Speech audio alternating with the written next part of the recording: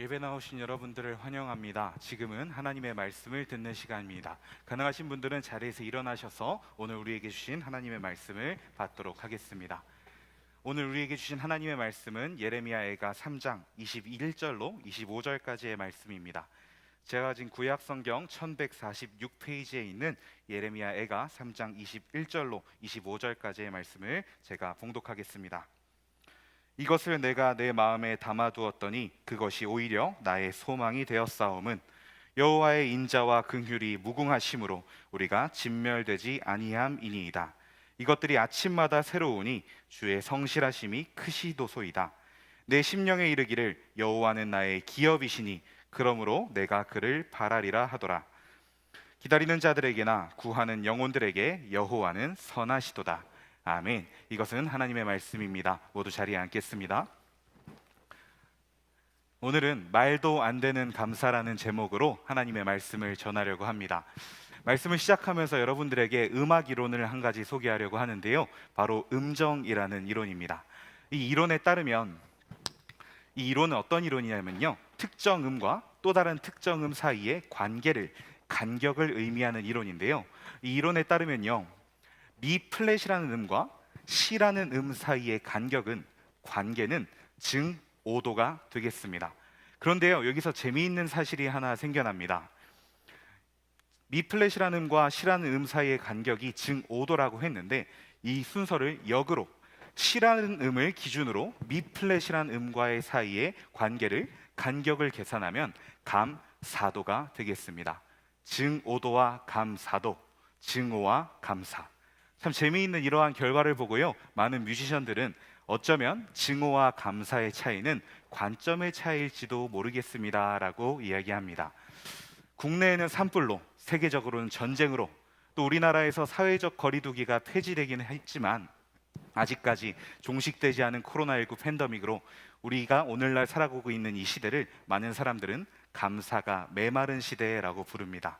또 이러한 상황 속에서 어떻게 하면 이 상황을 타파해 나갈 것인가, 헤쳐나갈 것인가를 먼저 고민하는 것이 아니라 네가 잘했네, 내가 잘했네, 내 탓이네, 네 탓이네를 먼저 따지고 있는 시대를 보고는 증오가 가득한 시대라고도 말할 수 있겠는데요. 목회 데이터 연구소라고 하는 기독교 관련 통계기관이 있습니다. 이 통계기관의 발표에 따르면 전체 기독교인 중 절반에 달하는 46%가 이러한 고난 가운데, 어려운 상황 가운데 하나님께 감사의 고백을 드려본 적이 없다라고 응답했다고 합니다. 그리고 또 한 가지 놀라운 결과는요, 안타까운 결과는요, 기독교인 전체 중에 5분의 1이 넘어서는 무려 21%가 이러한 상황 가운데, 고난 가운데 주님께 기도하려는 노력조차, 시도조차 해본 적이 없다라고 응답했다고 합니다. 이처럼 우리는요, 감사하기 어려운 시대를 살아가고 있습니다. 감사가 메마른 시대를 살아가고 있습니다. 하지만 하나님께서는 데살로니가전서의 말씀을 통해 우리에게 이렇게 말씀하시죠. 데살로니가전서 5장 18절의 말씀입니다. 함께 읽겠습니다. 범사에 감사하라. 이것이 그리스도 예수 안에서 너희를 향하신 하나님의 뜻이니라. 아멘. 범사에 감사하라. 범사는요, 모든 일이라는 뜻을 가지고 있습니다. 즉 하나님께서 이 말씀을 통해 우리에게 하시는 메시지는요, 모든 일에 감사해야 된다라는 것입니다. 어떠한 상황 가운데에도 감사해야 된다라는 거예요. 고난 가운데에도, 세상이 보기에는 감사가 메마른 시대에도 우리는 주님께 감사하는 것을 멈추어서는 안 된다라는 말씀입니다. 그래서 오늘은요, 오늘 우리에게 주신 본문 말씀을 중심으로 어떻게 우리가 이러한 시대에 하나님께 감사를 올려드릴 수 있을까? 세상이 보기에는 말도 안 되지만 그 말도 안 되는 감사를 어떻게 우리가 올려드릴 수 있을까? 말씀을 통해 살펴보고 우리가 그런 감사의 고백을 올려드리는 주인공이 되겠노라고 고백하고 결단하는 시간을 갖기를 소망합니다. 오늘의 본문은 예레미야 애가는요, 말 그대로 예레미야라고 하는 사람이 쓴 슬플 애, 노래가 슬픈 노래입니다. 예레미야라는 사람에게 붙여진 별명, 신앙생활을 조금 오래 해보신 분들은 다들 알고 계실 텐데요, 예레미야의 별명은 바로 눈물의 선지자입니다. 예레미야가 살았던 삶이 어땠기에 예레미야에게 이 눈물의 선지자라는 별명이 붙었을까요? 그리고 예레미야가 살았던 시대가 얼만큼 힘들었기에 예레미야가 이 시대에 부른 노래가 애가 슬픈 노래라고까지 오늘날까지도 불리고 있는 것일까요? 예레미야가 살아가고 있던 시대는요, 하나님 앞에 끊임없이 범죄했던 이스라엘이 마침내 북이스라엘과 남유다로 분열하고, 그럼에도 불구하고 하나님 앞에 끊임없이 범죄하는 이들이 북이스라엘과 남유다 순으로 멸망하고 마침내는 예루살렘 성까지 함락했던 시대입니다. 그렇게 바벨론이라는 국가에 포로로 끌려가게 된 시대입니다. 이러한 시대를 선지자로 살아가고 있던 예레미야, 어떤 삶을 살았을까요? 오늘날만 봐도 마찬가지입니다. 오늘날 사회적 이슈 가운데, 사회적 문제 가운데 종교와 관련된 문제가 요만큼만 드러나도 많은 종교 지도자들과 목회자들은요, 여론과 사람들로부터 물매와 질타를 받곤 합니다. 그런데 하나님의 심판으로 국가가 멸망한 이 시대에 선지자, 하나님의 말씀을 선포하는 사람으로 살고 있던 예레미야를 향한 사람들의 시선, 어땠을지 짐작이 가는 부분인데요. 성경을 살펴보고요, 여러 문헌들, 이 시대에 대한 문헌들을 살펴보니까 이 시대에도 예레미야는 끊임없이 하나님의 선하심을 외쳤습니다. 하나님께서 우리를 회복시키실 것이니 우리가 다시 여호와께 돌아가야 한다, 말씀 앞으로 나아가야 한다라고 이 어려운 상황 가운데서도 진리를 외치고자 노력했습니다. 그런데요, 백성들은 이러한 예레미야의 외침을 듣지 않았다고 합니다. 귓등으로도 듣지 않았다고 합니다. 심지어는요, 이런 예레미야를 안이 꼽게 여긴 사람들로부터 예레미야는 암살 시도까지 당했었다라고 기록되어 있습니다. 이러한 시대다 보니, 이러한 사람들이 모여 있다 보니 이 시대를 향한 하나님의 분노는 더욱 커져만 갔습니다. 예레미야가 2장을 살펴보면은요, 하나님께서 이 시대를 향해 이렇게 말씀하시고 선포하셨다고 이야기합니다. 진노하셨다, 애통을 더하셨다, 불사르셨다, 파괴하셨다, 죽이셨다, 욕되게 하셨다. 제가 이야기한 건 지극히 일부고요, 예레미야가 전반을 살펴보면, 또 예레미야가 살았던 시대에 대한 다른 성경 말씀을 찾아보면 하나님께서는 이 범죄하고 깨우치지 않는 백성들을 향해 훨씬 더 많은 심판을 예고하시고 심판을 실행하셨다라는 것을 우리가 알 수 있습니다. 그런데 여기서 한 가지 이상한 지점이 발생합니다. 오늘 우리가 읽은 본문 말씀이 어디죠? 예레미야가 3장입니다. 제가 앞서서 하나님께서 이러한 심판을 말씀하신 말씀이 어디라고 했죠? 예레미야가 2장입니다. 즉, 이 심판에 대한 이야기 바로 뒤에 이어온 본문이 바로 오늘의 말씀이라는 겁니다. 방금 전까지 주님의 죽이시고 진노하시고 파괴하시고 진멸하심을 이야기했던 예레미야가 갑자기 주님께 희망이 있다고 이야기하고 있습니다. 소망이 있다고 이야기하고 있습니다. 주님은 선하시다고 이야기하고 있고요, 주의 인자하심과 긍휼이 무궁하다며 주께 감사를 고백하고 있습니다. 오늘의 본문을 저와 함께 봉독했을 때 예레미야 애가에 이런 어두운 분위기가 있을 거라고 생각하신 분은 한 분도 없을 것입니다. 왜냐하면 오늘 읽은 21절로 25절까지의 말씀만 봤을 때는요, 오늘의 말씀은 굉장히 밝습니다. 행복합니다. 희망이 넘칩니다. 그런데 저는 이해가 되지 않았습니다. 왜 예레미야는 이 어려운 상황 가운데, 하나님의 심판이 임하고 있는 이 상황 가운데에도 이렇게 주님 앞에 감사를 고백할 수 있었던 것일까? 이러한 예레미야의 감사의 비결이, 말도 안 되는 감사의 비결이 저는 궁금해서요, 성경 말씀을 이리저리 살펴보았습니다. 성경에서 하나님께 감사를 고백한 인물들의 말씀을 찾아보았습니다. 그런데요, 성경에서 하나님께서 귀히 쓰셨던 인물들은요, 하나같이 이렇게 말도 안 되는 감사를 광야 가운데에도 고난 가운데에도 올려드렸다라고 기록되어 있더라고요. 광야 하면 대표적으로 떠오르는 인물이 있습니다. 바로 모세입니다. 모세는요, 애굽의 왕자로 평생 편안하게 살 수 있었던 사람입니다. 그런데 어느 날 갑자기 하나님이 모세에게 오셔서 이스라엘 백성들을 데리고 출애굽하라고 말씀하십니다. 모세는 안락한 왕자로서의 삶을 버리고 출애굽을 선택합니다. 그런데 그 뒤에 어떻게 됐죠? 하나님께서 모세와 출애굽 백성들을 40년 동안 광야에 두십니다. 그렇게 힘들게 광야길을 걸어온 모세에게 하나님께서 이렇게도 말씀하시죠. 너는 내가 약속한 땅 가나안에 들어갈 수 없다.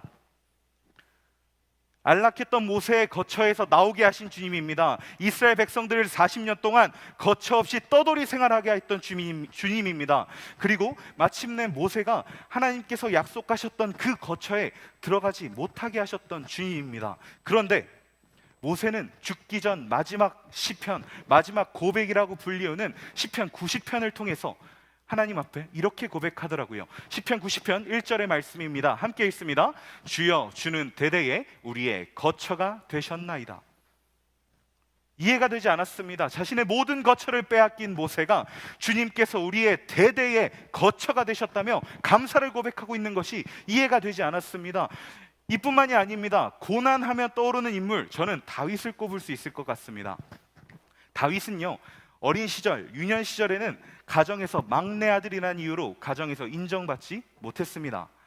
훗날에는요, 장인인 사울이라는 인물에게 사울이라는 인물이 죽는 날까지 쫓겨다녀야 하는 수모를 겪어야 했습니다. 왕이 되었습니다. 왕이 되었는데요, 성경이 기록하기를 다윗이 가장 아꼈던 아들이다, 왕자다라고 기록하고 있는 압살롬이라는 인물로 인해 또 압살롬이 죽을 때까지 쫓겨다니는 삶을 살아야만 했습니다. 다윗의 인생의 일부는, 아니 대부분은 쫓겨다니는 삶을 살았다라는 것입니다. 그런데요, 다윗은 우리가 너무나도 잘 알고 있는 시편 23편을 통해 이렇게 고백합니다. 시편 23편 1절의 말씀 함께 있습니다. 여호와는 나의 목자시니 내게 부족함이 없으리로다. 시편 23편은요, 다윗이 쫓겨다니고 있는 중에 기록된 고백이라고 알려져 있습니다. 즉 다윗은요, 쫓겨다니면서 사망의 음침한 골짜기에 있으면서 죽음의 위기 앞에서도 하나님이 나의 목자시다라며 내게 하나님만 있으면 부족함이 없다며 감사를 고백하는 것입니다. 이러한 성경 속의 많은 인물들의 말도 안 되는 감사의 비결, 저는 너무나도 궁금하지 않을 수가 없었습니다. 부활주일 후 첫 주일인 오늘 하나님의 말씀을 사랑하는 여러분들에게 전하게 되면서 제가 가장 먼저 한 것은 기도입니다. 하나님 앞에 이렇게 기도했습니다. 하나님, 부활주일 우리 사랑하는 청년들이 누린 감격과 감사가 이 한 번의 행사에서 그치지 않기를 원합니다. 부족한 종의 입술을 통하여서 이 감사가 끊임없이 이어지는 우리 사랑하는 청춘이 되게 하여 주옵소서. 이 마음으로 하나님께서 주시는 말씀을 기다렸습니다. 하나님께서 저를 통하여 선포하고자 하시는 말씀을 기다렸습니다. 그러던 중에 하나님께서 저에게 한 4년여 전 제가 큐티했던 한 큐티를 떠올리게 하시더라고요. 바로 이 2018년 3, 4월 호 매일 성경이라는 큐티책입니다. 이 큐티책을 떠올리게 하셔서 제가 이 큐티책을 한번 살펴봤어요.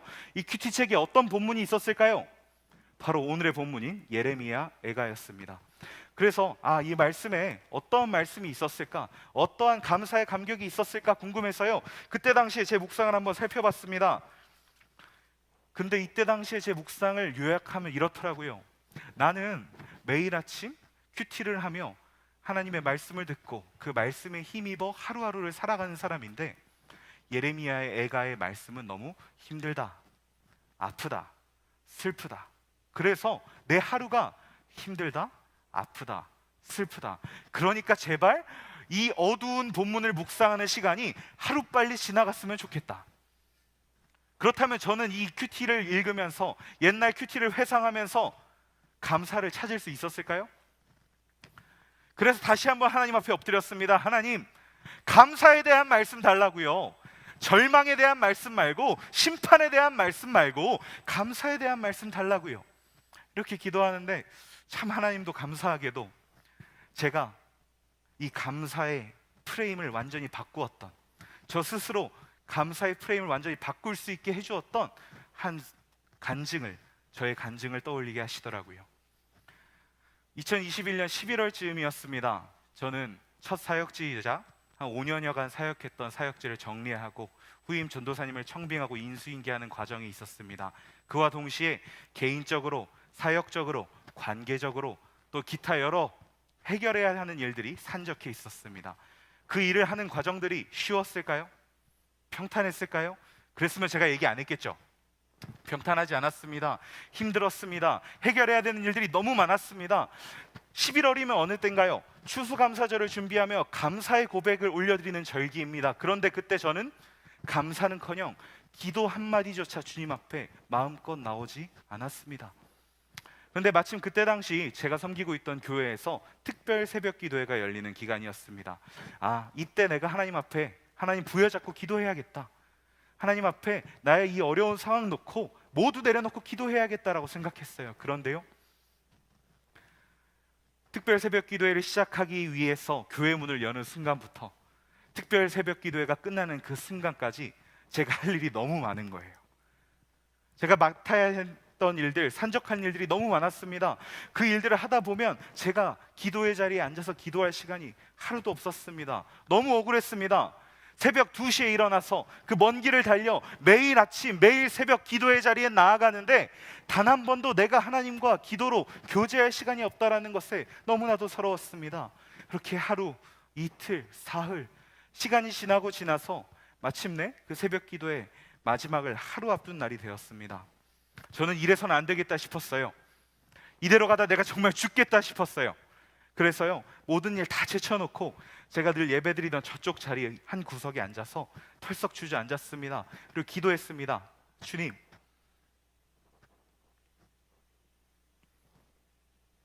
주님 한마디를 외쳤는데요, 마음 깊숙한 곳에서 눈물이 쏟아져 나오는 거예요. 정말 다른 말 한마디도 못하고 주님만 외치며 한참을 그 자리에서 울었습니다. 울부짖었습니다. 주님, 주님. 다른 한마디도 못했어요. 이 시절을 저는 제가 하나님을 인격적으로 만난 이후에 가장 힘들었던 시절이라고 고백합니다. 그 모든 울분을 쏟아 주여, 주여, 주님, 주님 외치며 기도했습니다.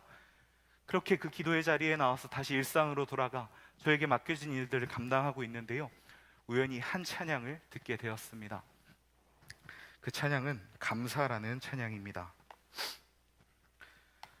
오늘 숨을 쉬는 것 감사, 나를 구원하신 것 감사, 내 뜻대로 안 돼도 주가 인도하신 것 모든 것 감사, 내게 주신 모든 것 감사, 때론 가져가심도 감사, 내게 고난 주셔서 주 뜻 알게 하신 것 모든 것 감사, 주님 감사해요, 주님 감사해요, 내가 여기까지 온 것도 은혜입니다. 주님 감사해요, 주님 감사해요, 나를 사랑하신 주 사랑 감사합니다. 이 찬양은 저에게 기도의 응답이었습니다. 이 찬양에선 이렇게 고백하죠. 오늘 숨을 쉬는 것, 나를 구원하신 것, 내게 주신 모든 것 감사, 내가 여기까지 온 것은 모두 주님의 은혜입니다. 이 고백을 하면서 제 마음속에 하나님을 만난 그 순간부터, 아니 그 전부터 오늘날까지 저를 인도하시며 저에게 베푸셨던 하나님의 은혜들이, 간증의 순간들이 주마등처럼 스쳐가더라고요. 그러고 나서 뒤에 이어져 오는 가사가 이렇더라고요. 때론 내 뜻대로 안 돼도 감사, 내게 고난 주심도 감사, 가져가심도 감사. 이 고백은 이 작곡가가 그런 의도로 썼는지 모르겠지만 저에게 이러한 감사의 프레임을 갖게 해주었습니다. 내가 그동안 누린 하나님의 은혜로 말미암아, 그 기억들로 말미암아, 그 선하신 주님을 확신함으로, 신실하신 주님을 확신함으로, 주의 인자하심을 확신함으로, 지금 이 상황이 고난이더라도, 이 상황이 내 뜻대로 안 되더라도 주님께서 이 상황 속에서도 일하고 계시구나라는 확신과 기대를 가지고 감사할 수 있는 그 감사의 마음을 저에게 주었습니다. 이날 이후 저의 감사의 프레임은, 기도의 프레임은 완전히 바뀌었습니다. 그리고 이 감사의 프레임이요, 저에게만 적용된 게 아니더라고요. 성경 속의 많은 인물들도 동일하게 이러한 신앙을 가지고, 이러한 고백을 가지고 주님 앞에 감사를, 말도 안 되는 감사를 올려드렸더라고요. 예레미야 1장 4절로의 말씀입니다. 예레미야 1장 4절 상반절의 말씀 함께 읽겠습니다. 여호와의 말씀이 내게 임하니라. 아멘. 예레미야는요, 비록 고난 속에 있었지만, 국가의 어려움에 있었지만, 선지자로서 눈물 가운데 있었지만, 하나님께서 주신 말씀을 주야로 묵상했던 사람입니다. 말씀으로, 기도로 하나님과 언제나 어디서나 친밀하게 교제했던 사람입니다. 그런 교제 가운데 하나님께서 베풀어 주신 은혜가 항상 충만했던 사람입니다. 그 기억이 있기에, 그 기억을 의지했기에 주님의 선하심을 확신함으로, 인자하심을 확신함으로 주님께 소망을 두며 오늘의 본문 말씀처럼 감사할 수 있었던 것입니다. 모세 또한 마찬가지입니다. 비록 본인은 40년 동안 광야에서 힘들었지만, 고생했지만, 비록 그 가나안 땅에 내가 들어가지 못할지라도 하나님의 선하신 경험을 했기 때문에 이 40여 년의 시간 동안 낮에는 구름 기둥으로, 밤에는 불 기둥으로 지켜주셔서 훗날 돌아보니 40여 년의 광야 생활 기간 동안 옷 한 벌, 신발 한 켤레도 헤어지지 않게 하셨던 그 주님의 은혜에 대한 기억과 확신이 있기에 주님을 기대함으로 주님이 나의, 우리의 거처가 되셨다라고 고백할 수 있었던 것입니다. 다윗 또한 마찬가지였습니다. 유년 시절부터, 젊은 시절부터 끊임없이 교제했던 하나님과의 관계가 있기에, 하나님에 대한 확신이 있기에, 내가 지금 쫓겨다니는 상황이지만, 사망의 음침한 골짜기에 있지만 하나님께서 이 상황 가운데서도 나를 인도하셔서 나를 푸른 초장과 쉴 만한 물가로 인도하실 것이라는 확신의 고백을 가지고, 기대를 가지고 주님 앞에 감사, 찬송했던 것입니다. 우리가 가지고 있는 신앙도 마찬가지입니다. 우리는 예수 그리스도의 죽으심과 부활하심을 믿음으로, 그로 인해 우리가 구원받았다는 것을 믿음으로, 그 우리가 미리 누린, 먼저 누린 이 구원의 은혜를 기억함으로 앞으로 우리 안에 역사하시는 성령님과 함께 걸어갈 우리의 삶을 기대하고 확신하며, 다시 오실 주님을 기대하고 확신하며 감사의 삶을 살아갈 수 있는 것입니다. 이것이 바로 부활신앙입니다. 이렇게 가는 방법, 이러한 부활신앙을 받는 방법, 모든 상황 속에서 주님과의 기억을 먼저 떠올리고 주님을 확신함으로 주께 감사로 올려드리는 방법, 그 방법은 딱 한 가지입니다. 이미 제가 말씀을 시작하며 여러분들에게 나누었는데요, 제가 앞서서 말씀을 시작할 때 음정이라는 음악이론을 소개하며 감사와 증오의 차이는 관점의 차이라는 말씀을 드렸습니다. 마찬가지입니다. 우리가 이 어려운 상황 가운데서도 감사로 나아갈 수 있는 방법은, 내 생각 가운데 너무 어려운 이 상황 가운데 고난 속에서도 주님을 기억하고, 주의 은혜를 기억하고, 주님을 기대하고 확신함으로 찬양할 수 있는 유일한 한 가지 방법은, 우리의 관점을 부족한 나의 방법이 아니라, 나의 생각이 아니라, 연약한 세상의 방법이 아니라 오직 하나님께 돌리는 것인 줄 믿습니다. 사랑하는 여러분, 우리는요, 사실 이 감사, 말도 안 되는 감사의 비결을 따라 주님께 감사해 본 경험이 이미 있는 사람들입니다. 지난 사순절 기간 우리는 포도마켓이라는 사역을 진행했습니다. 포도마켓을 하면서요, 미리 그 사전의 기간 동안 앱을 통하여 여러분들이 가진 물건과 재능을 포도마켓에 내놓았습니다. 하지만 생각해 보겠습니다. 세상의 관점으로 생각하면, 여러분들이 이걸 당근마켓에 팔았다면, 중고나라에 팔았다면 여러분들이 경제적 이득을 얻을 수 있는 부분이었습니다. 하지만 여러분, 그 경제적 이득 선택하지 않았잖아요. 경제적 이득이 아니라 포도마켓에 내놓는 거 선택했잖아요. 그래서 그 포도마켓에서 나의 물건이, 나의 재능이 팔렸다며 기뻐했잖아요. 그리고 마침내 지난 주일에는 오랫동안 준비했던 오프라인 포도마켓이 열렸습니다. 이걸 준비하기 위해서 며칠 전부터 많은 스태프들, 목자들, 지역 목자들은 밤낮 없이 수고하고 준비했습니다. 기획서를 준비했고요, 교회에 나와서 여러 물건들을 준비하고, 장터를 준비하고, 플리마켓을 준비했습니다. 이러한 일련의 과정들이요, 세상이 보기에는 미련하기 짝이 없는 짓들을 우리가 골라서 한 것입니다. 그런데 우리 어땠나요? 포도마켓을 마치고 우리가 후원금이 얼마 모여서 캄보디아에, 울진에, 우크라이나에 이렇게 마음을 전할 수 있게 됐다며 뛸 듯이 기뻐하지 않았습니까? 이것이 바로 말도 안 되는 감사입니다. 세상의 관점으로 봤다면 정말 미련하고 정말 불필요한 짓이지만 하나님의 관점으로 봤을 때 우리는 이것을 통하여 이 포도마켓이라는 또 하나의 기억을 우리에게 선물하신 주님으로 말미암아 우리가 준비한 것들을 이제 쓰실 주님, 앞으로도 우리와 함께 일하실 주님, 다시 오실 주님을 확신함으로 기대함으로 말미암아 감사할 수 있는 것입니다. 이것이 바로 말도 안 되는 감사의 비결인 것입니다. 우리의 삶의 관점을, 삶의 시선을 하나님께 돌리는 것입니다. 우리 청춘의 이름처럼 우리의 삶의 표준음을 하나님께로, 예수 그리스도께로 맞추는 것입니다. 그렇게 하나님을 기준으로 생각하기 시작하면, 모든 상황을 하나님을 기준으로 바라보기 시작하면 모든 상황 가운데 나의 부족한 방법, 고난, 이러한 상황이 보이는 것이 아니라요, 이러한 상황 가운데에서도 일하실 주님을 확신하게 될 수 있는 것입니다. 사랑하는 여러분, 이제 우리 세상 바라보지 마십시다. 연약하고 부족한 나의 방법 의지하지 맙시다. 우리에겐 온전하시고 완전하신 하나님께서 있다라는 사실을 기억하는 저와 여러분 되기를 소망합니다.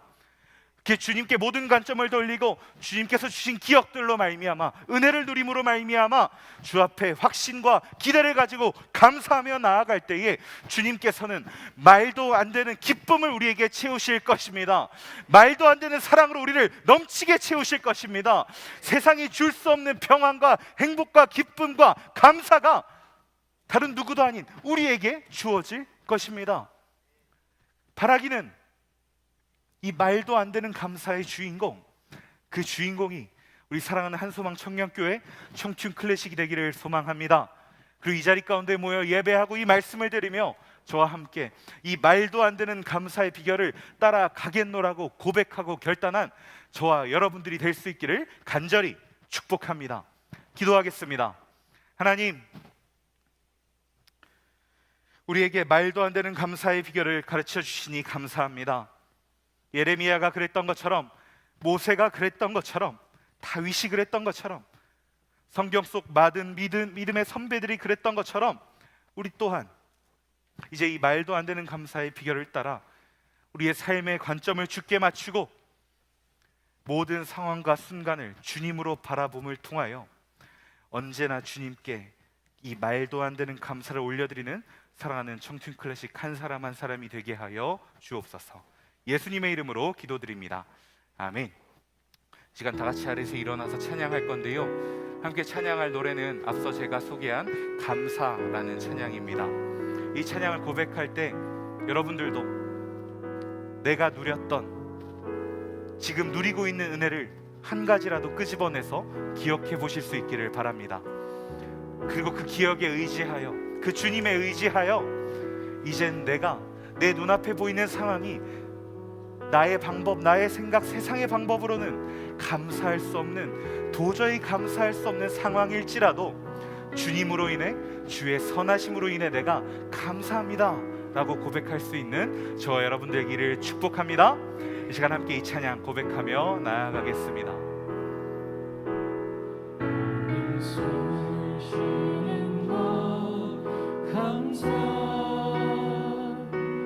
나를 구원하신 것 감사,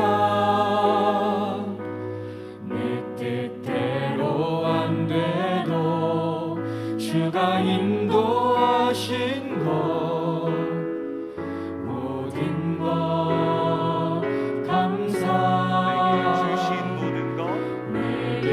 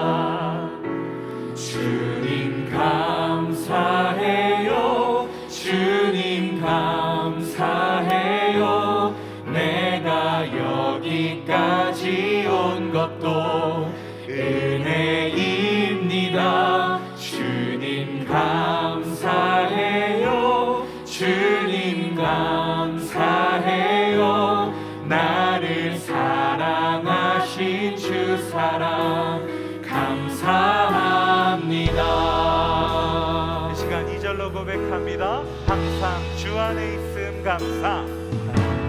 주 안에 있음 감사. 참된 소망 주심도 감사. 나 같은 사람도 자녀 삼아 주신 것 모든 것 우리 시간 주님 앞에 우리의 감사를 고백합시다. 주님 감사해요. 주님 감사해요. 주님 감사해요. 내가 여기까지 온 것도 은혜입니다. 주님 감사해요. 주님 감사해요. 나를 사랑하신 주 사랑 감사합니다.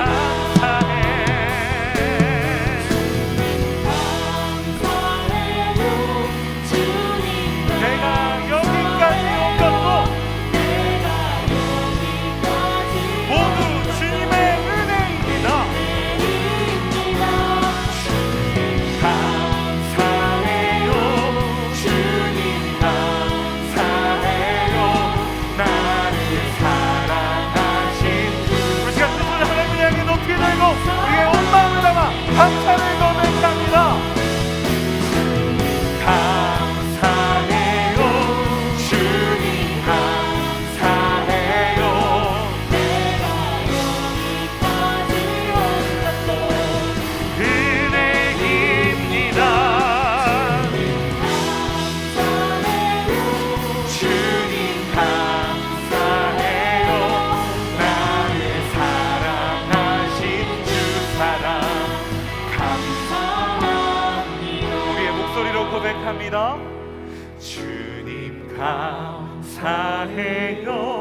주님 감사해요.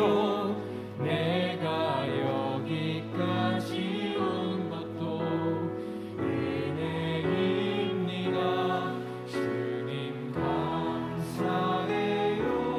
주님 감사해요. 나를 사랑하신 주 사랑 감사합니다.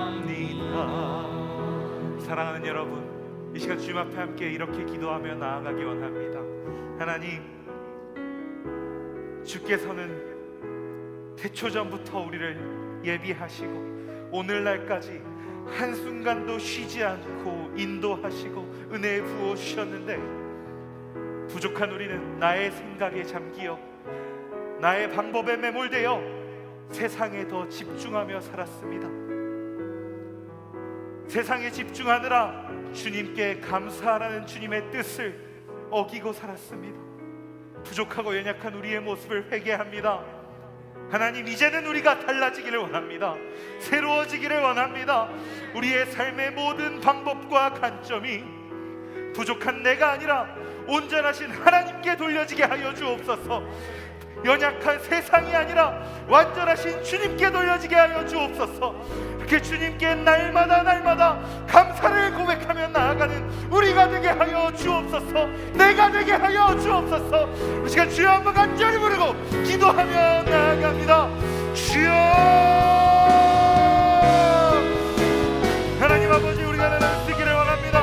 우리가 이제는 이 모든 것 벗어던지고 세상의 방법 벗어던지고 주님만을 바라보며 나아갈 수 있도록 인도하여 주옵소서. 하나님, 아버지, 우리 주가 우리를 주여 도와주옵소서. 아버지, 우리를 향한 주님의 말씀을 하기를 원합니다. 아버지, 우리가 주님만을 나아가기를 원합니다. 주여, 우리가 주님 마음으로 주께 나아갈 수 있도록 아버지 인도하여 주옵소서. 우리를 도와주옵소서. 우리가 그렇게 주 앞에 나아가는 공동체일 수 있도록 주여 인도하여 주시옵소서. 아버지,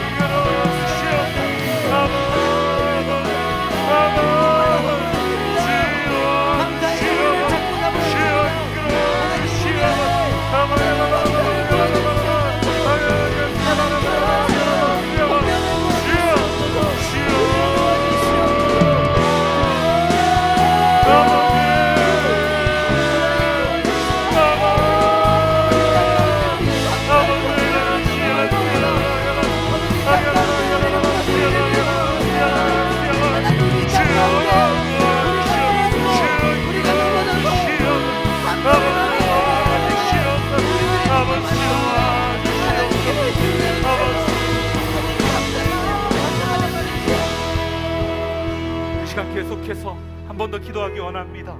이 시간 함께 기도하실 때 하나님, 우리 각자의 마음의 손을 얹고 함께 기도합시다. 이 시간 하나님께서 여러분 한 사람 한 사람에게 그동안 부어주셨던 은혜의 기억들을, 간증의 기억들을 떠올려 봅시다. 그리고 그 기억들은요, 단순히 주신 것이 아니라 주께서 예수 그리스도의 핏값으로 사서 우리에게 주신 것임을 믿음으로 고백합시다. 하나님, 예수 그리스도의 핏값으로 구원받은 우리들이 이제는 이 부활 신앙을 가지고 말도 안 되는 감사를 가지고 살아가기 원합니다. 우리가 먼저 받은 은혜를 잊지 않게 하여 주옵소서. 이 주님의 구원에, 주님의 부활에 우리 안에 계신 성령님에 대한 확신을 가지고 기대함으로 나아가게 하여 주옵소서. 지금 이 순간도 우리와 함께 하시며 앞으로도 함께 하실 변함없고 신실하신 주님만 바라보게 하여 주옵소서. 그렇게 주 앞에 나아가며 다시 오실 주님을 기대하며 감사와 찬송이 끊이지 않는 우리가 되게 하여 주옵소서. 우리 시간 주여 한번 간절히 부르고 기도하며 나아갑니다. 주여